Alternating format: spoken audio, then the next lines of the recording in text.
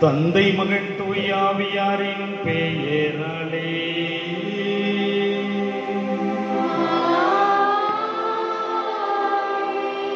நம் ஆண்டவராகிய இயேசு கிறிஸ்துவின் அருளும் கடவுளின் அன்பும் தூய ஆவியானவரினுடைய நட்புறவும் உங்கள் அனைவரோடும் இருப்பதாக.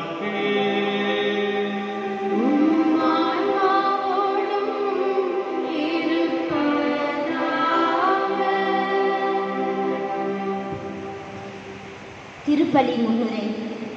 இனியவர்களே வணக்கம். இன்று தூய ஆவியார் பெருவிழா.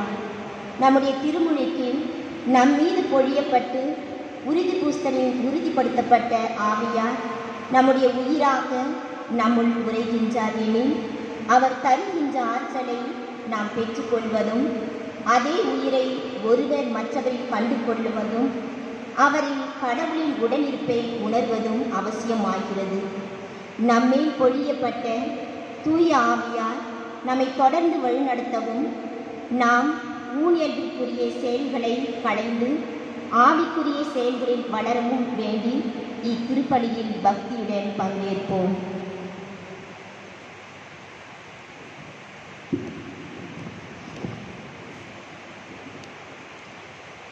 கிறிஸ்துவுக்குள் பிரியமானவர்களே, இன்றைக்கு தாய் திருச்சபையானது தூய ஆவியானவரினுடைய பெருவிழாவை சிறப்பாக கொண்டாடி மகிழ்கிறது. இந்த நாளிலே ஆவியினுடைய வல்லமை பெற்றவர்களாக ஆவியினுடைய வழிகாட்டுதலிலே என்றும் வாழக்கூடியவர்களாக நாம் இருக்க வேண்டும் என்று ஒரு மாபெரும் செய்தியோடு இந்த சமூகத்தில் நிலவுகின்ற தீமைகளை எல்லாம் எதிர்த்து போராடுகின்ற ஒரு போர்க்குணத்தை தூய ஆவியானவர் நம்முடைய உள்ளத்தை எழுப்பிக் கொண்டே இருக்கிறார் என்ற சிந்தனையோடு இந்த திருவிருந்திலே நாம் பங்கெடுப்போம். இந்த திருவிருந்திலே தகுதியான முறையிலே பங்கெடுக்க தடையாக இருக்கக்கூடிய குற்றங்கள், குறைகள், பாவங்கள், பலவீனங்கள் இவைகளெல்லாம் நினைவு கூர்ந்து இறை தந்தையிடத்திலே நாம் இப்பொழுது மன்னிப்பிறங்குவோம்.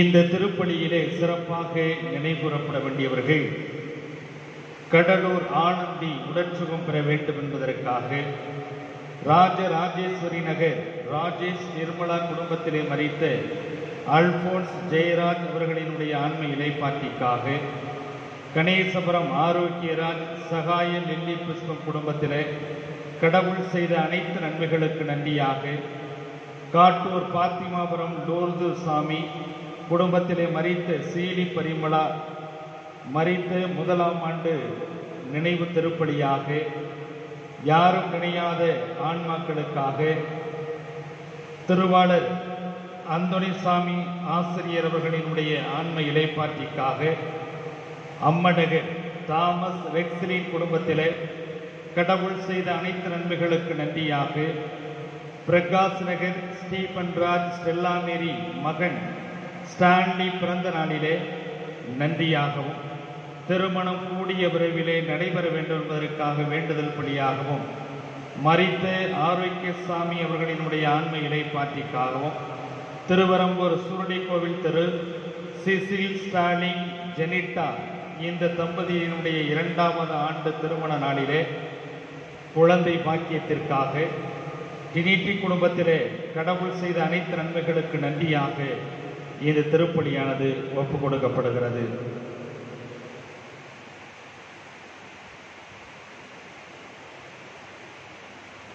எல்லாம் வல்ல இறைவனிடமும் சகோதர சகோதரிகளே, உங்களிடமும் நான் பாவியத்தை ஏற்றுக்கொள்கிறேன். ஏனெனில் என் சிந்தனையாலும் சொல்லாலும் செயலாலும் கடமையில் தவறியதாலும் பாவங்கள் பல செய்தேன். என் பாவமே, என் பாவமே, என் பெரும் பாவமே. ஆகையால் எப்பொழுதும் கன்னியான தூய மரியாதையும் வானதூதர் புனிதர் அனைவரையும் சகோதர சகோதரிகளே, உங்களையும் நம் இறைவனாகிய ஆண்டவரிடம் எனக்காக வேண்டிக் கொள்ள மன்றாடுகிறேன்.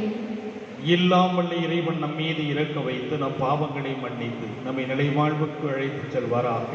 ஆமென்.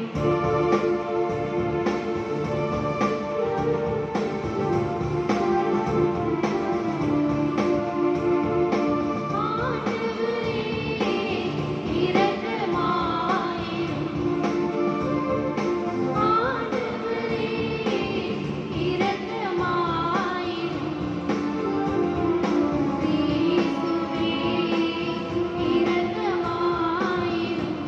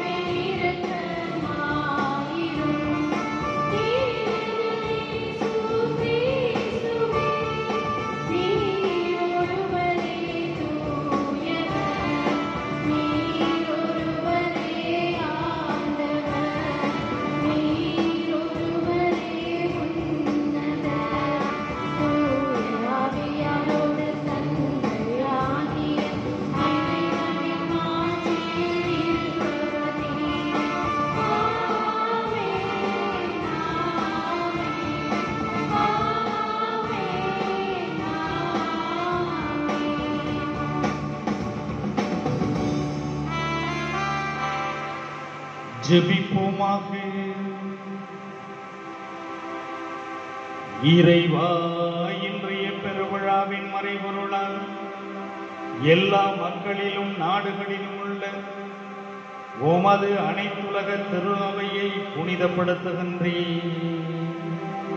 உலகின் எத்திக்கிலும் தூய ஆவியாரினுடைய கொடைகளை பொழிந்து நற்செய்தி முதலில் அறிவிக்கப்பட்ட காலத்தில் நீர் செய்தது போல இக்காலத்திலும் தூய ஆவியாரினுடைய அருளால் நம்பிக்கையாளரின் இதயங்களை நிரப்புவீராக. உம்மோடு பரிசுத்த ஆவியின் ஐக்கியத்தில் இறைவனாய் என்றென்றும் வாழ்ந்து ஆட்சி செய்கின்றவரும் எங்கள் ஆண்டவருமாகிய இயேசு கிறிஸ்து வழியாக உம்மை மன்றாடுகின்றோம்.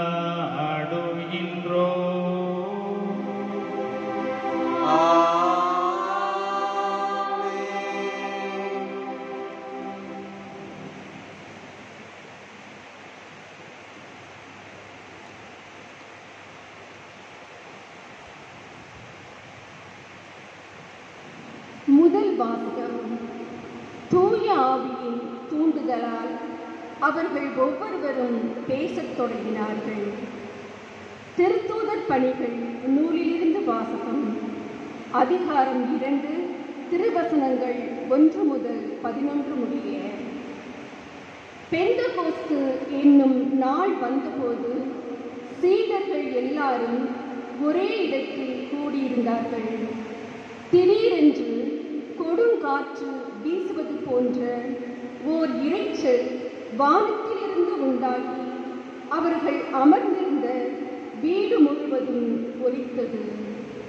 மேலும் நெருப்பு போன்ற பிளவுற்ற நாவுகள் ஒவ்வொருவர் மேலும் வந்து அமர்ந்ததை அவர்கள் கண்டார்கள். அவர்கள் அனைவரும் தூய ஆவியால் ஆட்கொள்ளப்பட்டனர். தூய ஆவியின் தூண்டுதலால் அவர்கள் ஒவ்வொருவரும் வெவ்வேறான மொழிகளில் பேசத் தொடங்கினார்கள். அப்பொழுது வானத்தின் கீழுள்ள அனைத்து நாடுகளிலும் இருந்தும் வந்திருந்த இறைப்பற்றுள்ள யூத மக்கள் எருசலேமில் தங்கியிருந்தனர். அந்த ஒலியை கேட்டு கூடிய திரளான மக்களுள் ஒவ்வொருவரும் தம் சொந்த மொழிகளில் அவர்கள் பேச கேட்டு குழப்பமடைந்தனர். எல்லோரும் மலைத்து போய், இதோ பேசுகின்ற இவர்கள் அனைவரும் கலிலேயர் அல்லவா? அவ்வாறிருக்க நம்முடைய தாய்மொழிகளில் இவர்கள் பேசுவதை நாம் ஒவ்வொருவரும் கேட்பது எப்படி என வியந்தனர். பார்த்தரும் மேதியரும் எலாமியரும் மெசபத்தோமியா, யூதேயா, கப்பதோக்கியா, போந்து, ஆசியா ஆகிய நாடுகளில் வாழ்கின்றவர்களும், பிரிகியா, பம்பீலியா, எகிப்து, சிரேன் நகரை அடுத்த லிபியாவின் பகுதிகளில் வாழும் மக்களும், ரோமையிலிருந்து வந்து தங்கியிருந்தவர்களும், யூதரும் யூதம் தழுவியோரும், கிரேக்கரும் அரேபியரும் ஆகிய நாம் நம் மொழிகளிலே கடவுளின் மாபெரும் செயல்களை இவர்கள் பேச கேட்கிறோமே என்றனர். இது ஆண்டவர் வழங்கும் அருள்வாக்கு. இறைவனுக்கு நன்றி. பதிலுரை பாடல். திருப்பாடல் 104. உங்கள் பல்லவி. ஆண்டவரே உம் ஆவியை அனுப்பி, ஆண்டவரே உம் ஆவியை அனுப்பி, மன்னகத்தின் முகத்தை புதுப்பிக்கின்றேன், மன்னகத்தின் முகத்தை புதுப்பிக்கின்றேன். ஆண்டவரே உம் ஆவியை அனுப்பி, ஆண்டவரே உம் ஆவியை அனுப்பி, மன்னகத்தின் முகத்தை புதுப்பிக்கின்றேன், மன்னகத்தின் முகத்தை புதுப்பிக்கின்றேன்.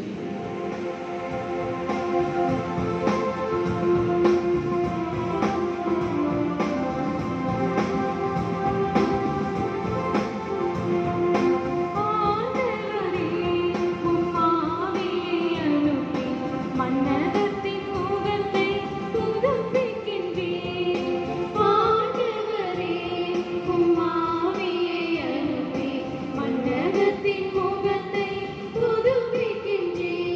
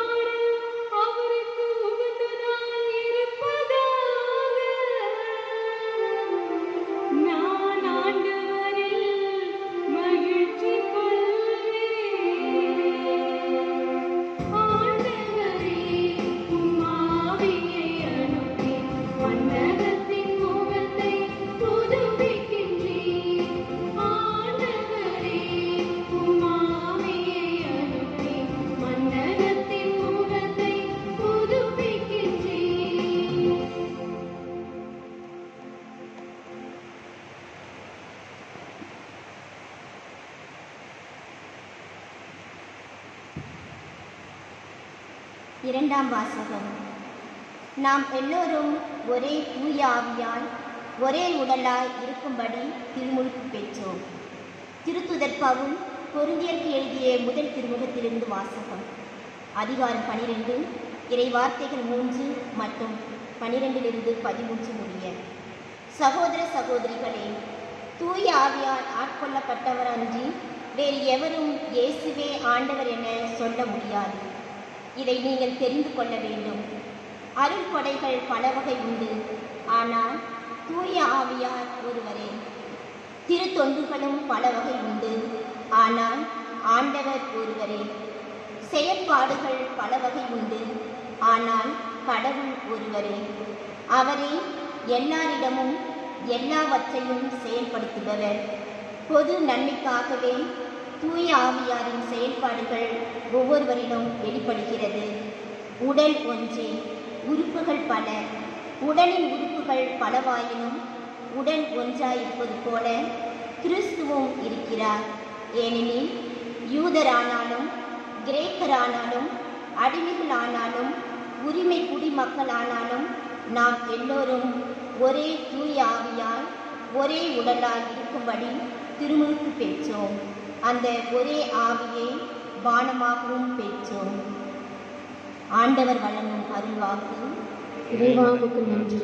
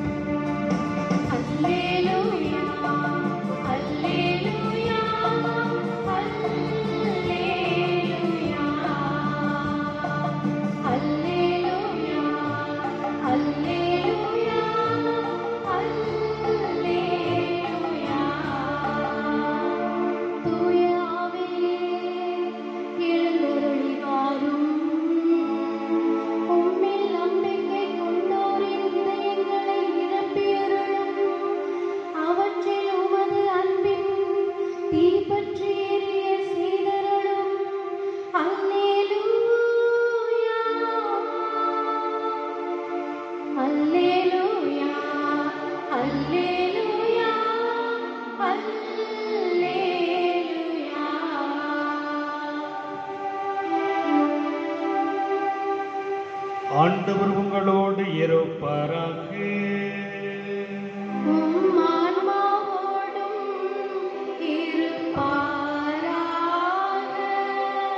யோவான் எழுதிய தூய நற்செய்தியிலிருந்து வாசகம். ஆண்டவரே, மாட்சி உமக்கே. யோவான் நற்செய்தி அதிகாரம் 20, திருவசனங்கள் 19 முதல் 23 முடிய. அன்று வாரத்தின் முதல் நாள், அது மாலை வேளை. யூதர்களுக்கு அஞ்சி சீடர்கள் தங்கள் இருந்த இடத்தின் கதவுகளை மூடி வைத்திருந்தார்கள். அப்போது இயேசு அங்கு வந்து அவர்கள் நடுவில் நின்று, உங்களுக்கு அமைதி உரித்தாகுக என்று வாழ்த்தினார். இவ்வாறு சொல்லியபின் அவர் தம் கைகளையும் விழாவையும் அவர்களிடம் காட்டினார். ஆண்டவரை கண்டதால் சீடர்கள் மகிழ்ச்சி கொண்டார்கள். இயேசு மீண்டும் அவர்களை நோக்கி, உங்களுக்கு அமைதி உரித்தாகுக. தந்தை என்னை அனுப்பியது போல நானும் உங்களை அனுப்புகிறேன் என்றார். இதை சொன்னபின் அவர் அவர்கள் மேல் மோதி, தூய ஆவியை பெற்றுக்கொள்ளுங்கள். எவருடைய பாவங்களை நீங்கள் மன்னிப்பீர்களோ அவை மன்னிக்கப்படும். எவருடைய பாவங்களை மன்னியாதிருப்பீர்களோ அவை மன்னிக்கப்படா என்றார். ஆண்டவரின் அருள்வாக்கு. கிறிஸ்துவே, உமக்கு புகழ்.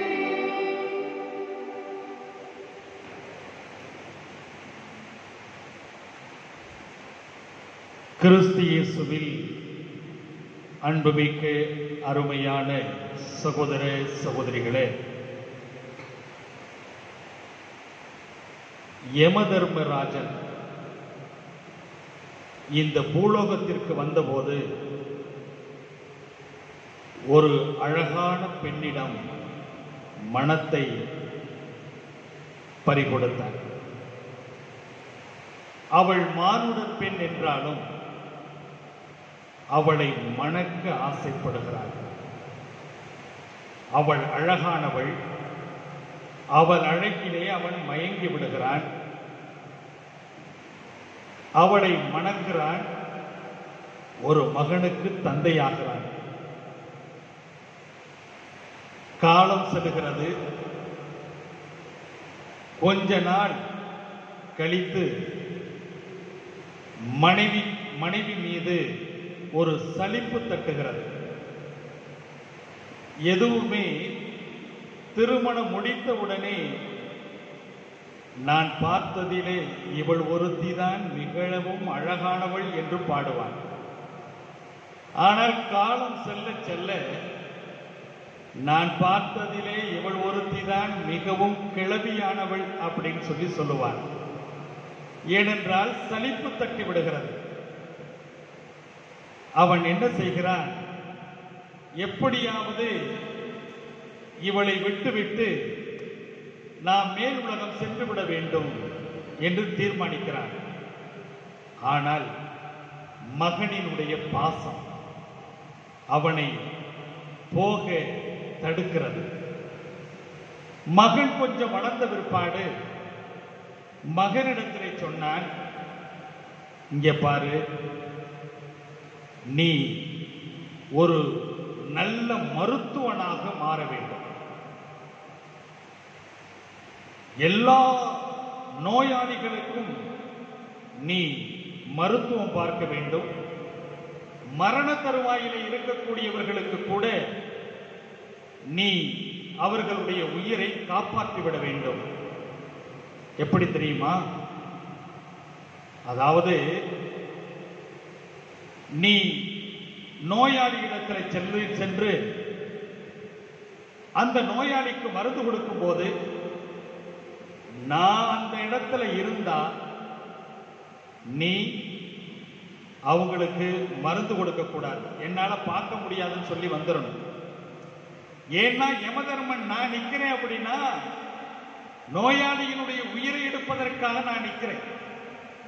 நான் எந்த நோயாளி இடத்துல நான் இல்லையோ அந்த நோயாளி இடத்துலலாம் நீ வந்துட்டு என்ன பண்ண, மருந்து கொடுத்து உயிர் பிழைக்க வச்சிரு. எல்லா மக்களும் உன்னை புகழுவார்கள். ஒருவேளை நான் நிக்கிறதை நீ பார்த்துட்டு இந்த நோயாளிக்கு நான் மருந்து கொடுக்க முடியாதுன்னு வந்துட்டா அவங்க எல்லாம் உணர்ந்துருவாங்க, இந்த மருத்துவர் கைவிட்டால் மரணம்தான் அப்படின்னு சொல்லி அவர்கள் நினைத்து விடுவார்கள். அப்பொழுது நீ எல்லா நோயாளிகளுக்கும் நான் இல்லாத இடத்தில நீ மருந்து கொடுத்து அவர்களுடைய உயிர் பிழைக்க வைத்து விட்டால் எல்லா மக்களும் உன்னை வாழ்த்துவார்கள் அப்படின்னு சொல்லிட்டு தன்னுடைய மகனை கட்டி அணைச்சு முத்தம் கொடுத்துட்டு மனைவிக்கு தெரியாம நைஸா மேல போயிட்டார். மகன் மருத்துவம் படித்தான், மகத்துவம் பெற்றான். மரண தருவாயில் இருக்கக்கூடிய நோயாளிகளுக்கெல்லாம் குணம் கொடுத்தான். அவனுடைய புகழ் அப்படியே பரவுகிறது. எந்த இடத்திலே தன்னுடைய தந்தை யமதர்மன் இருக்கிறானோ அந்த இடத்துல நோயாளி இடத்துல என்னால பார்க்க முடியாதுன்னு சொல்லி சென்று விடுகிறார். இப்படி அந்த மருத்துவனினுடைய புகழ் அப்படியே ஏறிக்கொண்டே போகிறது. அந்த நேரத்தில் அந்த நாட்டை ஆண்ட அரசனினுடைய ஒரு அழகான ராஜகுமாரி அவள் மரண தருவாயில் ஏற்படுத்திருக்கிறார். எல்லா மருத்துவர்களையும் அழைத்து குணம் கொடுக்க முடியவில்லை. கடைசியாக இந்த மருத்துவரை அவர்கள் அழைக்கிறார்கள். அப்பொழுது அந்த அரசர் ஒரு கட்டளையை கொடுக்கிறார். அதாவது எந்த மருத்துவர் என்னுடைய மகளுக்கு உயிர் கொடுக்கிறாரோ அந்த மருத்துவருக்கு என்னுடைய ராஜகுமாரியை மணம் முடித்து கொடுப்பேன் இந்த நாட்டை நான் அவனுக்கு நான் ஒப்படைத்து விடுவேன் என்று சொல்லுகிறார். இதை அறிந்தவுடனே இந்த மருத்துவன் செல்லுகிறான் மகிழ்ச்சியோடு. அங்க போனா தன்னுடைய அப்பா யமதர்மன் அங்க நிற்கிறார். என்ன செய்யறது? உயிர் கொடுத்து விட்டால் ராஜகுமாரி தனக்கு சொந்தம், அதே போல இந்த நாடு நமக்கு சொந்தம். ஆனா இடைஞ்சலா இந்த அப்பா யமதர்மன் இருக்கிறாரே, என்ன பண்றது?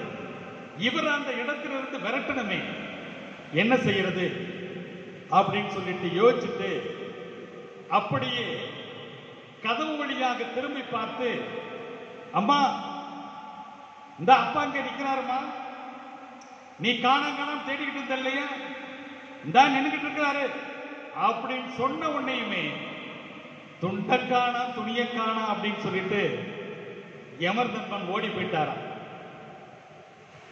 கட்டுனது யமனா இருந்தாலும் எவனா இருந்தாலும் மனைவிக்கு பயந்தே நடக்க வேண்டி இருக்கிறது. மனைவி அமைவதெல்லாம் இறைவன் கொடுத்த வரமோ? அன்புமிக்கவர்களே, அதாவது பயம் ஒரு மனிதனை முடக்கி விடுகிறது.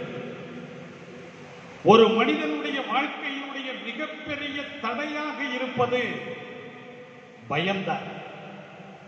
சீடர்கள் பயந்தார்கள். இயேசு இறந்த பிற்பாடு தன்னையும் இப்படித்தான் கொண்டு விடுவார்களோ அப்படின்னு சொல்லி இவர்களெல்லாம் முடங்கி போய் ஒரு மாடி அறையிலே இருளிலே அப்படியே பயத்தோடு இருந்தபோதுதான் பரிசுத்த ஆவியானவர் அவர்களிடத்திலே அங்கே தோன்றி அவர்களை திடப்படுத்தியதாக விவிலியம் சொல்கிறது. அப்படி என்றால் அந்த ஒரு பெருவிழாவைத்தான் இன்றைக்கு தூய ஆவியானவரினுடைய பெருவிழாவாக நாம் எல்லோருமே கொண்டாடி மகிழ்ந்து கொண்டிருக்கிறோம். இதை பெந்தகோஸ்தே பெருவிழா என்று சொல்லுகிறார்கள். பெந்தகோஸ்தே அப்படின்னு சொன்னா 50வது நாள், 50வது நாள் கொண்டாட்டம்.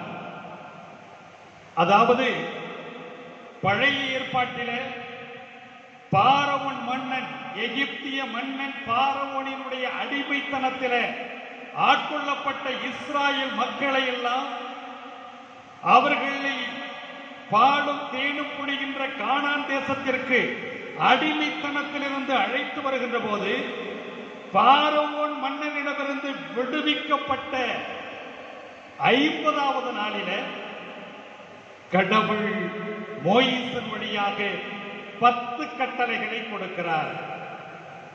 ஆக இஸ்ராயேல் மக்கள் தாங்கள் விடுதலை பெற்ற 50வது நாளில பழைய ஏற்பாட்டு அந்த 10 கட்டளைகளை பெற்ற காரணத்தினால் அதை நினைத்து மகிழ்ந்து அவர்கள் விழா கொண்டாடுகிறார்கள் 50வது நாளில.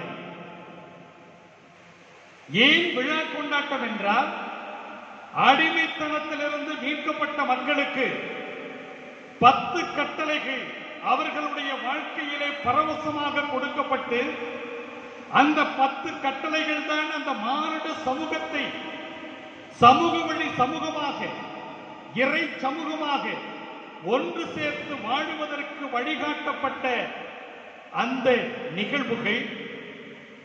அது விழாவாக ஒவ்வொரு வருடமும் அவர்கள் கொண்டாடுகிறார்கள். அப்படித்தான் இயேசு கிறிஸ்து உயிர்த்த பிற்பாடு அவர் இறந்த அந்த 50வது நாளில இந்த சீடர்கள் எல்லாம்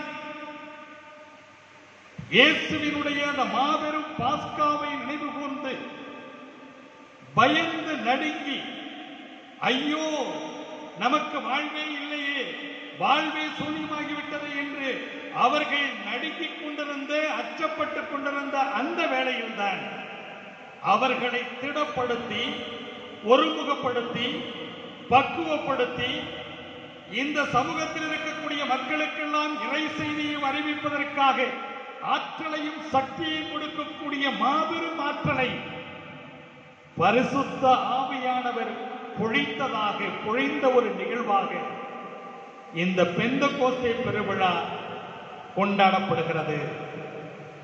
அன்புமிக்கவர்களே, பழைய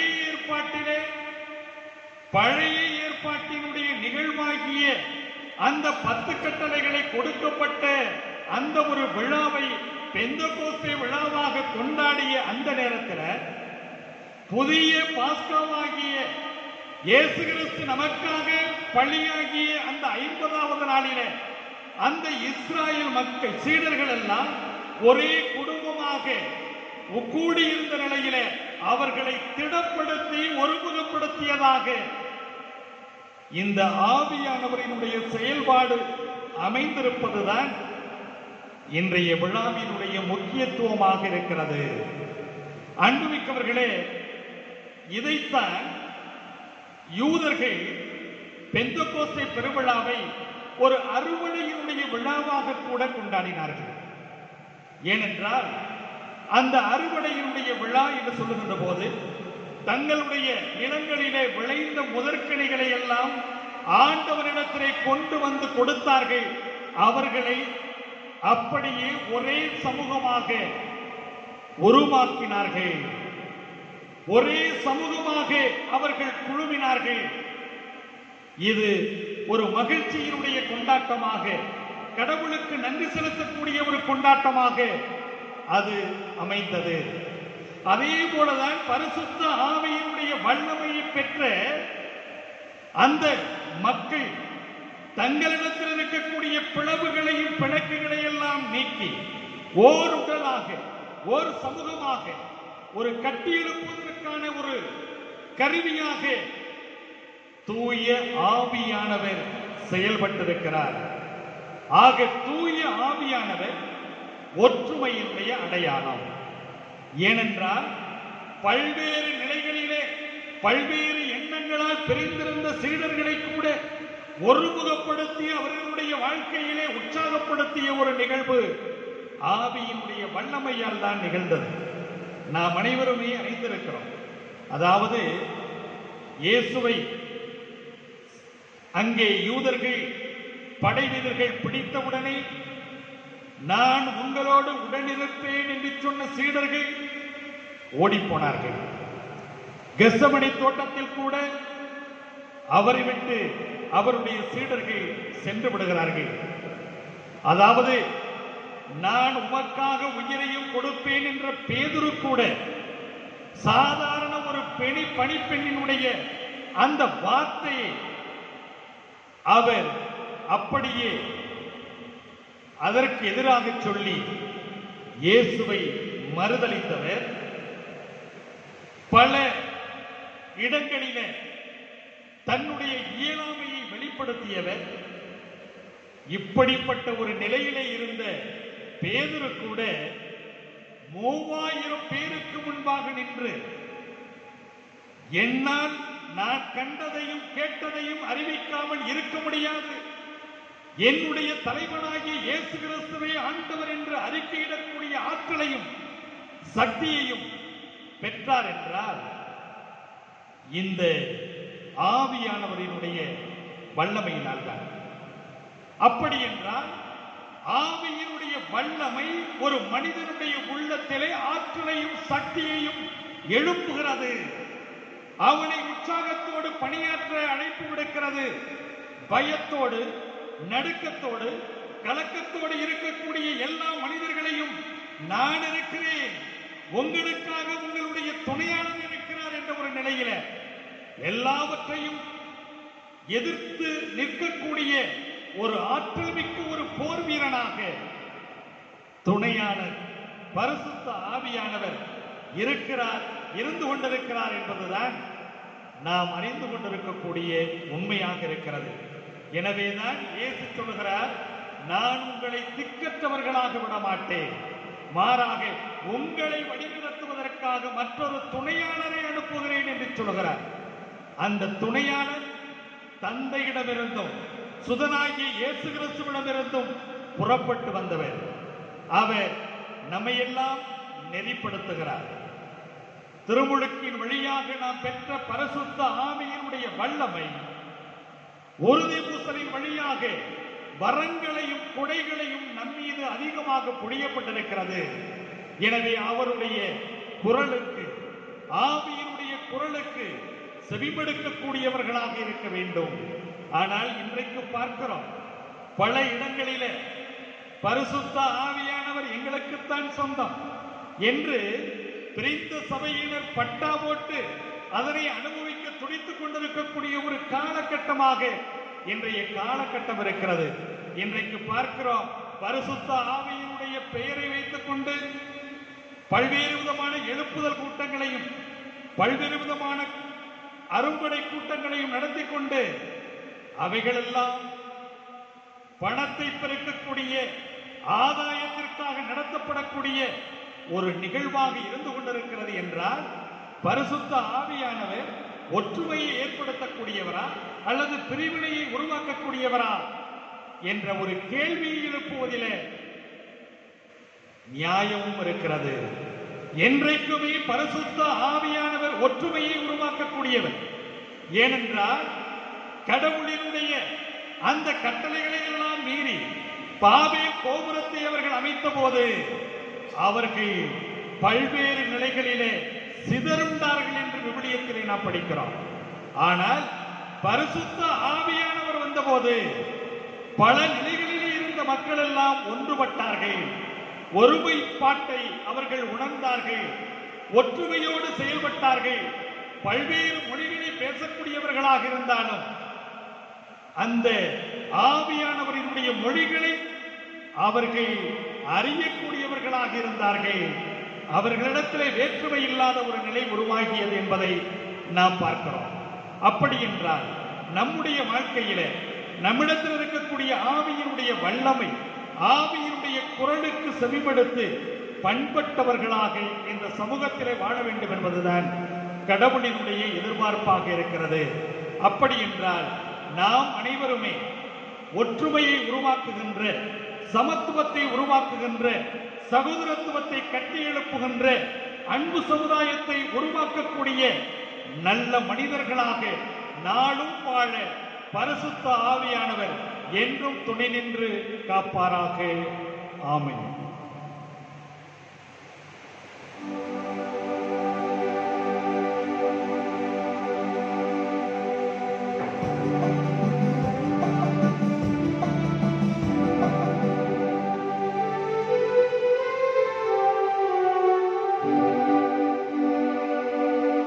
விண்ணையும் மண்ணையும் படைத்தவராம் கடவுள் ஒருவர் இருக்கின்றார்.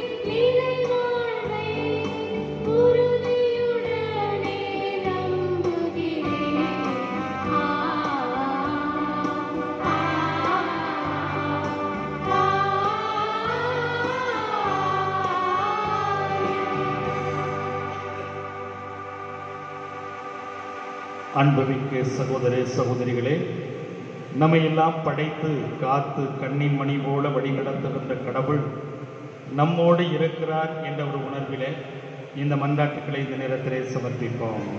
இறைவா, உம் திரு அவை தூய ஆவியாரின் இயக்கத்தை தொடரும் கருவியாக செயல்பட்டு அன்பிலும் சகோதரத்திலும் துன்புறும் மானிடத்திற்கு தோள் கொடுத்து பரமருள இறைவா உம்மை மன்றாடுகின்றோம். இறைவா, எங்களுடைய பங்கு தளத்தின் உயிராக இருந்து எங்களை ஒரே உடலாக இணைக்கின்ற தூய ஆவியார் நாங்கள் ஒருவர் மற்றவரை மதிப்புடனும் மாண்புடனும் நடத்தும் வரமருள இறைவா உம்மை மன்றாடுகிறோம். இறைவா, எங்களுடைய சிறிய வட்டங்களில் விருப்பங்களில் தனித்து வாழ்வதை நலமென கருதும் நாங்கள் எங்கள் பாதுகாப்பு வளையம் விட்டு வெளியேறி எம் உடனிருப்பை மற்றவர்களோடு பகிர வரமருள இறைவா உம்மை மன்றாடுகின்றோம். இறைவா, எங்களுடைய உறுதி பூசுதலின் ஆவியின் அருள் கொடைகளை பெற்ற எம் குழந்தைகள் அவற்றின்படி வாழ்ந்து ஆவியின் கனிகளான அன்பு, அமைதி, மகிழ்ச்சி, கனிவு, தன்னடக்கம் போன்றவற்றில் வளர வரமருள இறைவா உம்மை மன்றாடுகின்றோம். நம்முடைய தனிப்பட்ட விண்ணப்பங்களை மௌனமாக அந்த ஆண்டவரிடத்தில் எடுத்துச் செல்வோம்.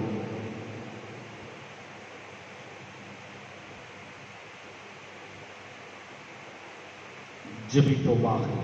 அன்பு தந்தை இறைவா, இதோ உம்முடைய அன்பு பிள்ளைகளாகி நாங்கள் அனைவரும் தந்தைக்குரிய பாசத்தோடு உம்மிடத்தில் சமர்ப்பித்திருக்கின்ற இந்த மன்றாட்டுக்களை எல்லாம் கனிவுடன் கண்ணோக்கி இவைகளை பெற்றுத் தர வேண்டும் என்று எங்கள் ஆண்டவரும் திருமகனுமாய் இயேசு கிறிஸ்து வழியாக மன்றாடுகின்றோம்.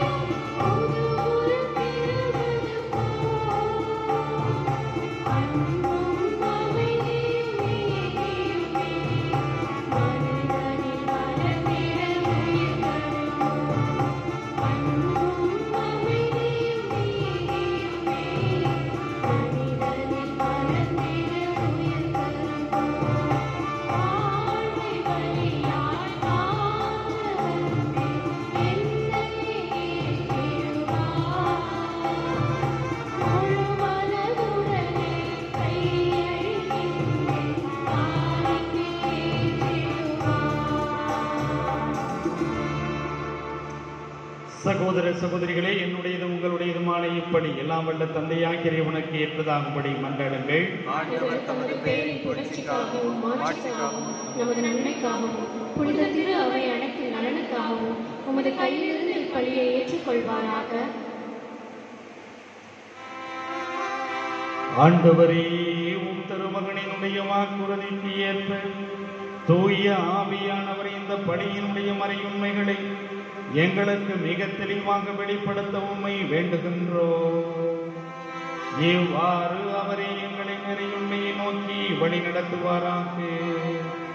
எங்கள் ஆண்டவராகிய கிறிஸ்து வழியாக உம்மை மன்றாடுகின்றோம்.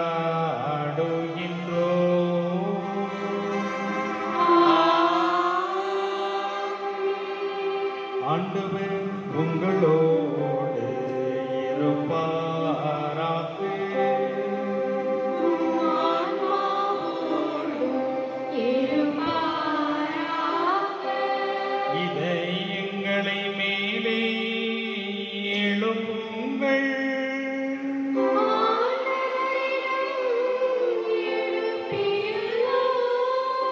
நம் இறைவனாகிய ஆண்டவருக்கு நன்றி கூறுவோம்.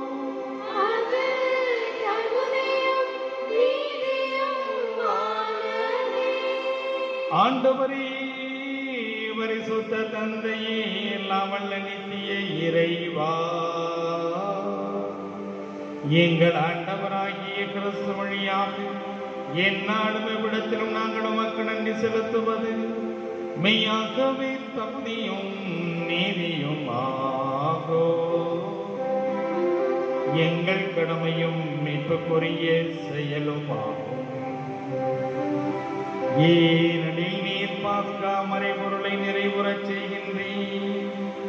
ஓம் ஒரே திருமகனோடு உறவு கொள்வதால் ஒருமை பேரான மக்களாக நீர் ஏற்றுக்கொண்டவர்களுக்கு இன்று தூயாவியானவரை வழங்கினீர். திரு அவை பிறந்த அந்த நாளிலேயே அதே தூயாவியானவர் எல்லா மக்களுக்கும் இறை அறிவை ஊட்டினார். பல்வேறு மொழி பேசும் மக்களை ஒன்று சேர்த்து ஒரே நம்பிக்கையை அவரை அறிக்கையிடச் செய்தருளினார். ஆகவே பாஸ்கா மகிழ்ச்சி பொங்க அனைத்துலகினுடைய மாந்தர் அனைவரும் அக்களிக்கின்றனர். அவ்வாறே ஆற்றல் மிக்கோரும் அதிகாரம் கொண்ட தூதர்களும் ஓமது மாட்சிமையை புகழ்ந்து பாடி முடிவின்றி ஆர்ப்பரித்து பாடுவதாவது: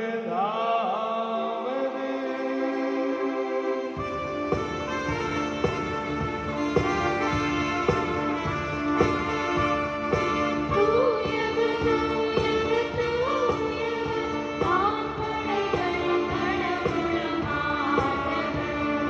விண்ணகமும் மண்ணகமும் உமது மாட்சியால் நிறைந்துள்ளன. உன்னதங்களிலே ஓசன்னா, உன்னதங்களிலே ஓசன்னா. ஆண்டவர் பெயரால் வருகிறவர் ஆசி பெற்றவர்.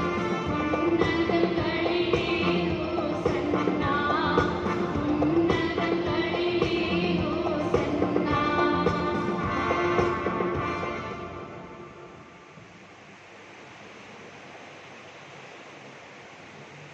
ஆண்டவரே, நிர்மையாகவே தூயவர், தூய்மை அனைத்திற்கும் ஒன்று. ஆகவே உம்முடைய ஆவியை பொழிந்து காணிக்கைகளை தூய்மைப்படுத்த உம்மை வேண்டுகின்றோம். இவ்வாறு எங்கள் ஆண்டவர் இயேசு கிறிஸ்துவின் திரு உடலும் இரத்தமுமாக இவை எங்களுக்கு மாறுபனவாக அவர் பாடுபட உடம் கணிந்து நம்மை கையளித்த போது அப்பத்தை எடுத்து நன்றி செலுத்தி அதை பிட்டு தம் சீடருக்கு அளித்து அவர் கூறியதாவது: அனைவரும் இதிலிருந்து பெற்று உண்ணுங்கள், ஏனெனில் இது உங்களுக்காக கையளிக்கப்படும் என் உடல்.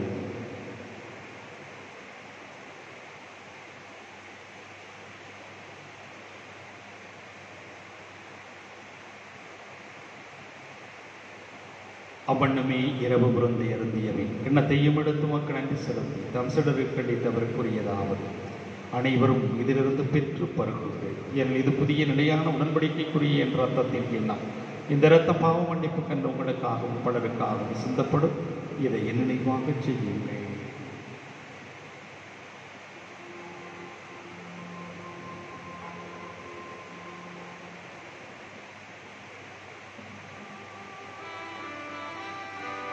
நம்பிக்கையின் மறைபொருள். ஆண்டவரே, நீர் வருவளவும் உமது இறப்பினை அறிக்கையிடுகின்றோம். உமது உயிர்ப்பையும் எடுத்துரைக்கின்றோம். ஆகவே ஆண்டவரே, நாங்கள் கிறிஸ்துவினுடைய இறப்பினையும் உயிர்ப்பினையும் நினைவு கூர்ந்து வாழ்வதற்கின்ற அப்பத்தையும் மீட்படிக்கக்கூடிய கிண்ணத்தையும் ஒப்புக் கொடுக்கின்றோம். உம் திருமணம் உமக்கு ஒழியும் புரிய தகுந்தவர்கள் எங்களை ஏற்றுக்கொண்டு நினைவு உமக்கு நன்றி செலுத்துகின்றோம். மேலும் கிறிஸ்துவின் உடலிலும் இரத்தத்திலும் பங்கு கொள்ளும் எங்களை தூயாவியார் ஒன்று சேர்க்க வேண்டும் என தாழ்மையிடம் என்றாடுகின்றோம். ஆண்டவரே, உலகெங்கும் பரவி இருக்கும் அது திரு அவையை நினைவு கூர்ந்தருளும். எங்கள் திருத்தந்தை பிரான்சிஸ், எங்களுடைய மறை மாவட்ட பொறுப்பு ஆகிய தேவதாஸ் அம்ரோஸ், எல்லா திருநிலையினராகிய அனைவரோடும் உமது திரு அவை அன்பில் நிறைவேறச் செய்தருளும். மேலும் உயிர்த்தலும் இதனோக்குடன் துயில் கொள்கின்ற எங்கள் சகோதர சகோதரிகளை இறந்தோர் அனைவரையும் இரக்கத்துடன் நினைவு கூர்ந்து உமது திருமுக ஒளியினுள் ஏற்றருளும். எங்கள் அனைவர் மீதும் இரக்கமாயிரும். கடவுளின் கன்னித்தாயான புனித மரியா, அவருடைய அன்பு கணவரான புனித யோசேப்பு, புனித திருத்தூதர்கள், இவ்வுலகில் உமக்கு வந்தவராய் இருந்தவராகிய புனிதர் அனைவருடனும் நாங்கள் இடைவாழ்வில் பங்கு கொள்ளும் தகுதி பெற்று உம் திருமகன் இயேசு கிறிஸ்து வழியாகவே புகழ்ந்தேத்தும் வரமுறையும் மன்றாடுகின்றோம். இவர் வழியாக இவரோடு இவரே எல்லாம் வல்ல இறைவனாகிய தந்தையே, தூயாவியாரின் ஒன்றிப்பில் எல்லா புகழும் ஆட்சியும் என்றென்றும் உமக்கு உரியதே.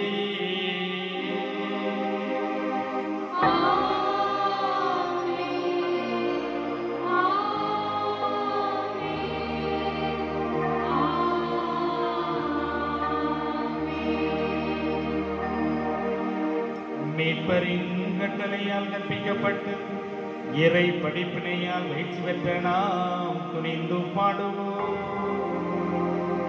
உலகில் இருக்கின்ற எங்கள் தந்தையே, உமது பெயர் தூயது என போற்றப் பெறுக. உமது ஆட்சி வருக. உமது திருவுளம் விண்ணுலகில் நிறைவேறுவது போல மண்ணுலகிலும் நிறைவேறுக. எங்கள் அன்றாட உணவை இன்று எங்களுக்கு தாரும். எங்களுக்கு எதிராக குற்றம் செய்வோரை நாங்கள் மன்னிப்பது போல எங்கள் குற்றங்களை மன்னியும். எங்களை சோதனைக்கு உட்படுத்தாதேயும். தீமையிலிருந்து எங்களை விடுவித்தருளும். ஆண்டவரே, தீமை அனைத்திலும் மறந்து எங்களை எல்லாம் விடுவித்து எங்கள் வாழ்நாளில் அமைதியை கனிவுணர்வுடைய மன்றாடுகின்றோம். உமது இரக்கத்தின் உதவியால் நாங்கள் பாவத்திலிருந்து எப்போதும் விடுதலை பெற்று யாதொரு கலக்கமுமின்றி நலமாயிருப்போமாக. நாங்கள் இதை நோக்கி இருக்கக்கூடிய பேரின்பத்திற்காகவும் எம் மீட்பராகிய இயேசு கிறிஸ்துவினுடைய வருகைக்காகவும் காத்திருக்கின்றோம். ஆட்சியும் வல்லமையும் மாட்சியும் என்றென்றும் உமதே. ஆண்டவரே இயேசு கிறிஸ்துவே, அமைதியை உங்களுக்கு விட்டுச் செல்கிறேன், என் அமைதியை உங்களுக்கு அளிக்கின்றேன் என்றும் திருத்தூதர்களுக்கு முழைந்தீரே.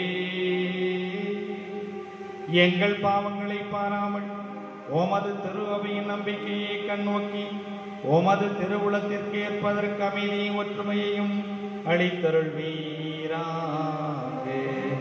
என்றென்றும் வாழ்ந்து ஆட்சி செய்கின்றவர் நீரே.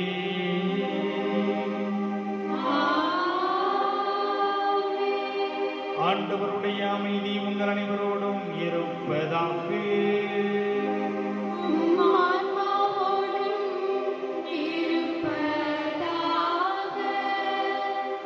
ஒருவருக்கொருவர் உறவின் வார்த்தை அறிவித்துக் கொள்வோம்.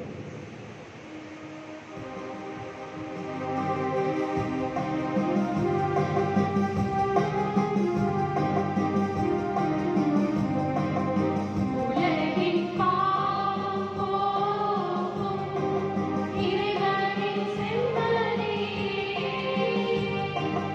என் மீது இரக்கம் வையும். உலகின் பாவம்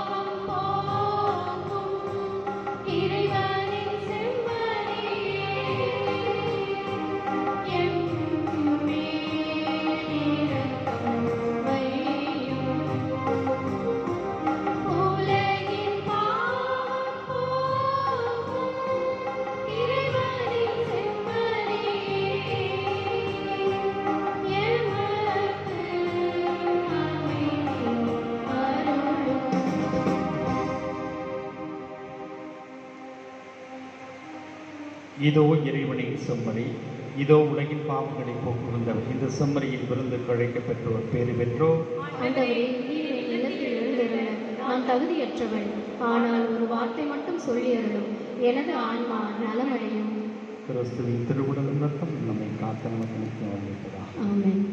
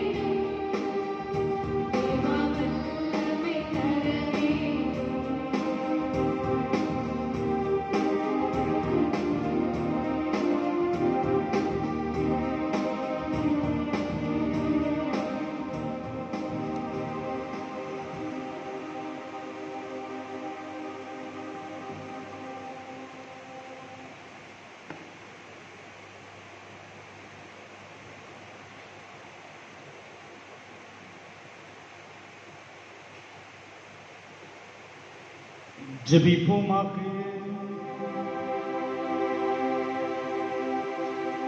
இறைவா, நீரே மக்களை திறக்கக்கூடிய அருளை எம்மில் பாதுகாத்தருளும். எவ்வாறு தூய ஆவியார் நுழைந்துள்ள கொடை என்றும் வலிமை பெறுவதாக. இந்த ஆன்மீக உணவான் நிலையான மீட்பு எங்களில் வளர்வதாக. எங்கள் ஆண்டவராகிய கிறிஸ்து வழியாக உம்மை மன்றாடுகின்றோம்.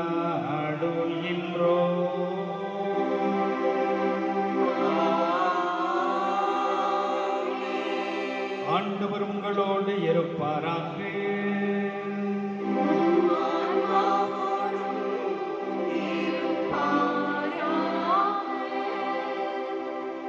இறைவனின் சிறப்பு ஆசீர்வர தலைவணங்கி மன்றாடுவோம்.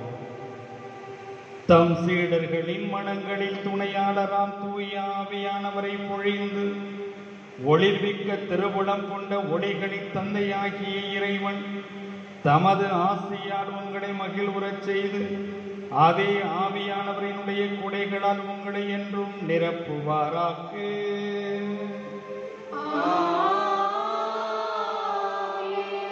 வியத்தகு முறையில் சீடர்களுக்கு தோன்றிய அதே தீ உங்கள் இதயங்களை தீமை அனைத்திலிருந்தும் ஆற்றலுடன் தூய்மைப்படுத்தி தமது ஒளியை உட்செலுத்தி ஒளிந்திடச் செய்வாராக.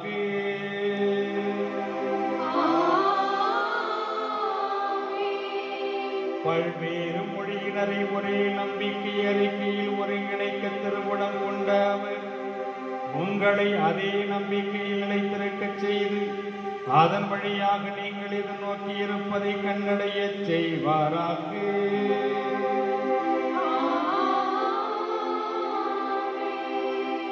எல்லாம் வல்ல இறைவன் தந்தை மகன் தூயாவியானவர் உங்கள் அனைவரையும் ஆசீர்வதிப்பாராக.